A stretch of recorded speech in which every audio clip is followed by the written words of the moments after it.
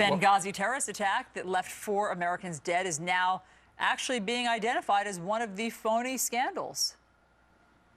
Whether it's about the attacks in Benghazi and the talking points, that attempts to turn this into a scandal have failed. Really? Yeah, so what does that mean for the investigation and the families still seeking justice? Fox News contributor Michelle Malkin joins us now. Hi, Michelle. Hi there. It sounds like what Carney was trying to say there was the talking points version component of Benghazi is the phony scandal. What do you say? Yeah.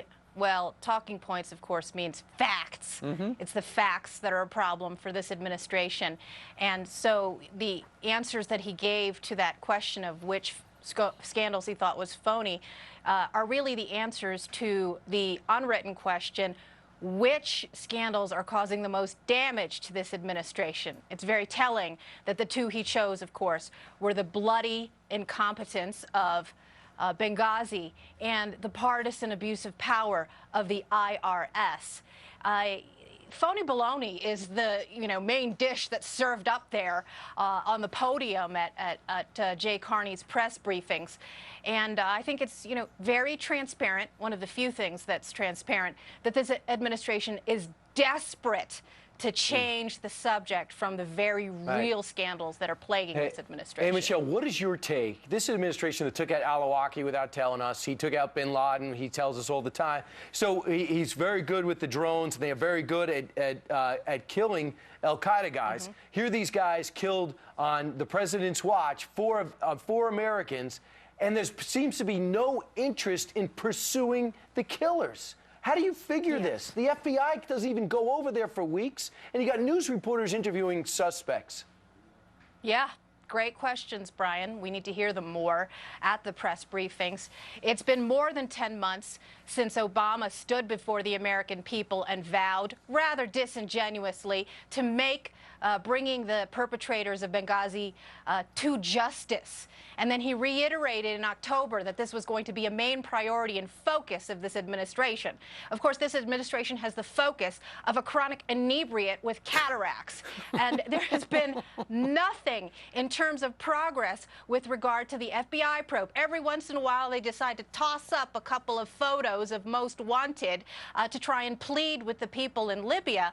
I think the subtext of this is what's going on behind the scenes diplomatically with Libya. We already know that there was a lot of funny business that went on with the Lockerbie bomber and his so-called compassionate release that enraged all of the families of the Lockerbie bombing victims.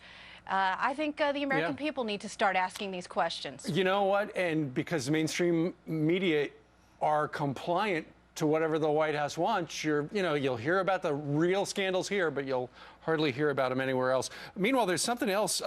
This was not supposed to leak out, but apparently the White House, Michelle, and the administration have created these so-called nudge squads, hoping to influence our behavior. For instance, some nudge squad things they could try to convince you to do: pay up your back taxes, maybe become more energy efficient, stay in school, save more money, exercise more, eat better. They're trying very lightly to suggest, go do these things for us. You don't like this one bit. You know, I'm the mom in my family. I do the nudging, right? This is a NAG program. This is a nanny state program. I read about this initiative, and of course it's the brainchild of some control freak Rhodes Scholar who's been given a lot of room to play with behavioral sciences in the White House, apparently inspired by that regulatory control freak Cass Sunstein, who apparently coined this term of government nudging.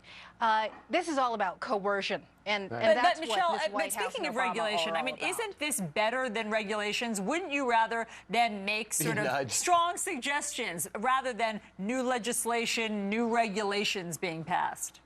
Well, to quote a former official of the Obama administration, what difference does it make? Right. What is the distinction between polite nudging with the force of government behind it and the theft of our tax dollars to subsidize it? law's Hey, the law. Michelle, one quick question for you. Where do you stand on the Republican infighting? A lot of people, like Dr. Sabato, say this is great, this is healthy because it's about issues. Where do you stand as Governor Christie and Senator Rand Paul have verbal exchanges all week? Oh, come on. I'm a brawler, Brian. You know I'm all You for loving this it. kind of...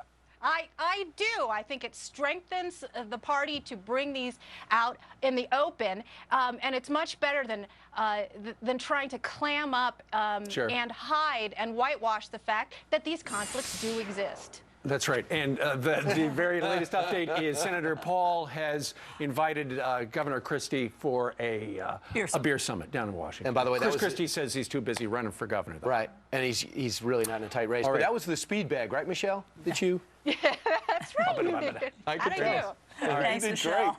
See you back here next week. Bye.